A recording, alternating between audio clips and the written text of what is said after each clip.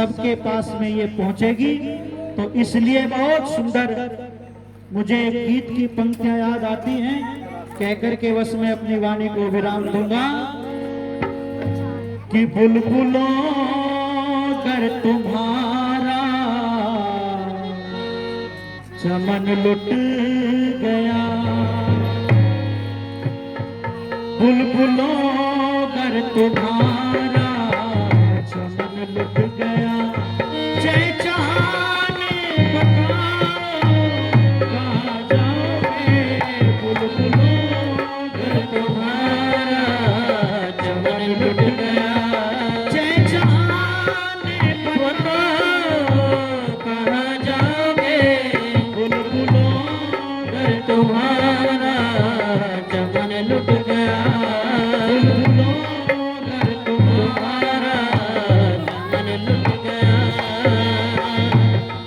आग ही आग है, ना हुई मंद है, बिन कफन जल रहे आग नहीं बंद है, पंख पंजे झुलसने लगे आग से, पंख पंजे झुलसने लगे आग से, सर छुपाने बताओ कहाँ जाओगे, बुलबुलों कर तुम्हारा चमन लुट गया, बुलबुलों कर तुम्हारा चमन लुट गया।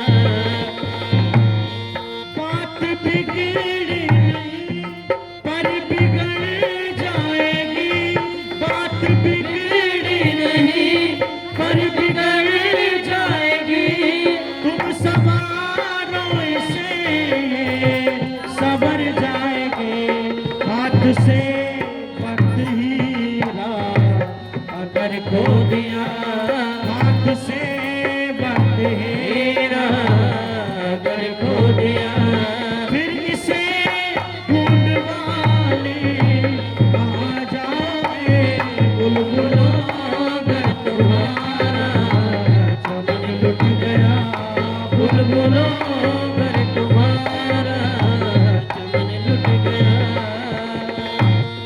ये हमारा चमन रंग रंगीला चमन, हम रहे ना रहे पर रहेगा वतन, पंख पन फड़फड़ा कर उठो जोर बाजो मनो, फड़फड़ा कर उठो जोर बाजो मनो, फिर इन्हें आजमाने कहाँ जाओगे, बुलबुलों कर तुम्हारा चमन लुट गया, बुलबुलों कर तुम्हारा चमन लुट गया, जय जाने बताओ कहाँ जाओगे, बुलबुलों कर तुम्हारा चमन लुट गया, बुलबुलों कर तुम्हारा चमन लुट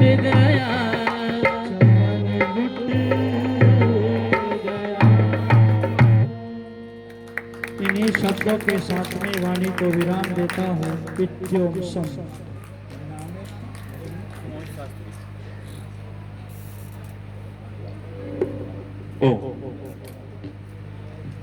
बहुत ही अच्छा चिंतन मोहन शास्त्री जी ने प्रस्तुत किया। आ जाओ मास्टर जी, आपका स्वागत है। आ जाओ, आगे आ जाओ, मंच पे आ जाओ। आप सिकंदरपुर आर्य समाज के प्रधान यशस्वी प्रधान बालेश्वर जी से निवेदन है कि वे मंच पर अपना स्थान ग्रहण करेंगे। बालेश्वर आर्य जी आ जाओ। नरेंद्र मुनि जी आ जाओ, मंच पे आ जाओ। मंच बहुत बड़ा है, इसीलिए बड़ा बनवाया था। बहुत ही सुंदर कार्यक्रम, जोरदार ताली स्वागत करेंगे एक बार मोहन शास्त्री जी का। बहुत ही अच्छा चिंतन, राष्ट्रीय चिंतन प्रस्तुत किया। अब मैं निवेदन करूंगा हमारे बीच में भ्राता, हमारे अनुज भ्राता इंजीनियर राजीव राणा जी, जो चंडीगढ़ डेराबसी से चल करके इस कार्यक्रम में आए, इनको कहीं जाना पड़ गया तो ये दो शब्द रखेंगे इंजीनियर साहब। कह दो। इंजीनियर साहब कह रहे गला खराब है कि भैया आप कह दो कि आर्य समाज के लिए हम तन मन धन से बिल्कुल समर्पित हैं। और ये भी डेराबसी चंडीगढ़ एक कार्यक्रम वेद का रखवाएंगे इंजीनियर साहब। और बहुत ही इनकी श्रद्धा, जहां भी अच्छे कार्यक्रम होते हैं वहां तन मन धन से सहयोग करते हैं। मुझे भी गर्व होता है कि हमारे छोटे भाई इतने धार्मिक हैं, मुझे भी बहुत अच्छा लगता है। और मैं आचार्य के नाते, बड़े भाई के नाते आशीष वचन देता हूं, आपका सर्वांगीण विकास हो और आप इसी प्रकार से धर्म के कार्यों में जो है अपना धन भी और अपना समय भी देते रहे। परमपिता परमात्मा आपको और उन्नति दे। बहुत बहुत साधुवाद, धन्यवाद। मैं इसी कड़ी में मेरे अनुज भ्राता संजीव राणा जी, जो राष्ट्रीय प्रवक्ता हैं भारतीय किसान यूनियन के, तो वे 2 शब्द रखेंगे। संजीव राणा जी।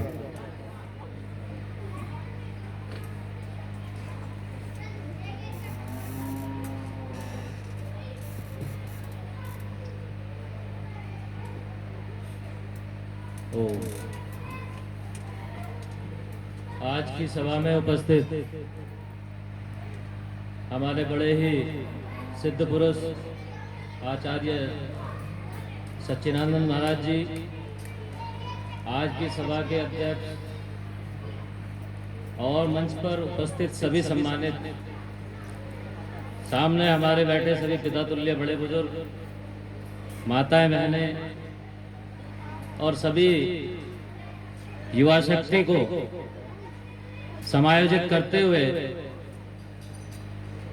अपनी जो आज तक अपने लगभग 45 साल उम्र है, तो जो भी अनुभव आप सबके बीच में रह के प्राप्त हुआ है, आप सबके सानिध्य में रहकर जो सीखा है, जो कुछ समझ में आया है, बहुत बड़े वक्ता या परिवर्तन करने वाली तो शख्सियत में नहीं हूँ, लेकिन जो मेरी समझ में आता है मैं अपने आचरण को रखते हुए करूं, क्योंकि ये मेरा परिवार है और परिवार में बैठ के आदमी झूठ नहीं बोल सकता, खास तौर से आचरण के बारे में। आज जो यहाँ पर सभा है, आर्य समाज का महासम्मेलन है, ये हमारी नींव निर्धारित करता है हमारे आचरण सदाचरण के मध्य। और ये ऐसा माध्यम है जिसका प्रचार प्रसार विस्तार चारों ओर चल रहा है, बिना किसी आडंबर के, बिना किसी पाखंड के, बिना किसी अंधविश्वास के। जिस तरीके से निराकार भगवान या ईश्वर परमात्मा, जो भी जिसकी आस्था है, उसके अनुरूप अपने विचारों को आगे बढ़ाते हुए चल रहे हैं। वास्तव में हमारी जो एक जीवन शैली होनी चाहिए, जो पद्धति होनी चाहिए, उसके अनुरूप नजर आता है, जो अपने अनुभव के आधार पर करते। और इसी अनुभव जो इनके सानिध्य में रहकर दूर दूर जगह जगह जाकर जो सीखा समझा है, उसमें एक ही समझ में आता है। और अपने वक्तव्य को शुरू करने से पहले मैं उसको अपने आत्मसार करता हूँ, हम सब जगह कहता हूँ, उसी को आज आपके सामने भी कहूंगा कि पहला नमन मेरे पिता को, पहला नमन मेरे पिता को, दूजा मेरी माई ने, तीजा नमन उन गुरुओं को जिन्होंने अच्छी बात बताई है, जिन्होंने अच्छी बात बताई है। तो ये सब गुरु, मैं समझता हूं अपने जीवन में गुरु वो हर एक बच्चा भी हो सकता है जिससे अच्छी बात सीखने को मिल जाए। हर एक चौराहे पे, हर एक गली में, हर एक नुक्कड़ पे, हर एक सभा में कुछ ना कुछ हमें सीखने को मिलता है। रोजाना हम विद्यार्थी जीवन में जीते हैं, जो समझ में आ जाए, जो अच्छा हो उसको ग्रहण कर ले और जो बुरा है उसको छोड़ दें। ये हमारी पद्धति हमने तो अपनाई है। और वास्तव में अगर धरती पर कोई है भगवान, क्योंकि हमने नहीं देखा भगवान को, मेरी जो अपनी समझ है, हो सकता है क्योंकि सच्चिदानंद महाराज जी बैठे हैं, उनके सामने कोई ज्ञान का बखान करना तो मैं समझता हूँ सूरज को दिया दिखाने वाली बात होगी। लेकिन कहीं यदि हम गलत होंगे तो हम उनसे सुधार की भी अपेक्षा करेंगे। तो धरती पर जो भगवान है, तो मैं तो माता पिता को मानता हूँ, उसी में जीता हूँ। और मेरे चरित्र को, आचरण को, सदाचरण को, या मेरी जो कुरीतियां रीतियां रही होंगी, उनको सबको मेरा परिवार जानता है। अगर कोई है तो खड़ा होकर टोक भी सकता है। माता पिता यदि भगवान, क्यों? क्योंकि वो निस्वार्थ भावना से हमें पालते पोसते हैं। उनसे सच्चा ना कोई मित्र हो सकता है, ना उनसे सच्चा कोई हमें आगे बढ़ाने वाला हो सकता है। निस्वार्थ भावना से जो जितना ऊंचा बढ़ जाए, हर माता पिता चाहते हैं कि मेरा पुत्र मेरे से आगे बढ़े। और यदि कोई ऐसा मित्र है जो अपने से आगे बढ़ता हुआ चाहता है तो वो भी उसी श्रेणी में आ जाता है। और कोई बड़े हैं, हमारे बड़े बुजुर्ग हैं, चाहे चाचा ताऊ दादा मामा मामी, जो भी हमारे भला चाहते हैं वो सब उसी श्रेणी में आते हैं। तो हम तो चाहते हैं कि जो भी हमारी आने वाली पीढ़ी है, यदि हम उनसे अपना आदर कराना चाहते हैं तो अपने अंदर वो आचरण करने होंगे। मतलब कहने का ये है कि जो हम पिता हैं, आज हमारे भी बेटे जवान बच्चे हो चुके हैं, तो हमें उनके सामने वो उदाहरण प्रस्तुत करना होगा। ऐसा नहीं है कि मैं खाने में भी बैठता हूँ, शराब भी पीता हूँ, व्यसन भी करता हूँ और मेरा बच्चा राम बन जाए, तो ऐसा नहीं लगता मुझे कि हो पाएगा। पहले सदाचारी हमें बनना पड़ेगा, हमें अपने अंदर संस्कार डालने होंगे, तब हम बच्चों से अपेक्षा कर सकते हैं कि वो बच्चे आकर हमारे चरण वंदन करें या हमारी आदर सत्कार करें। और ऐसा होता भी है, हम देखते भी हैं। जिस परिवेश में आप रहते हैं उसमें निरंतर यदि कोई बिगड़ भी रहा है तो उसको आप सुधारने की ताकत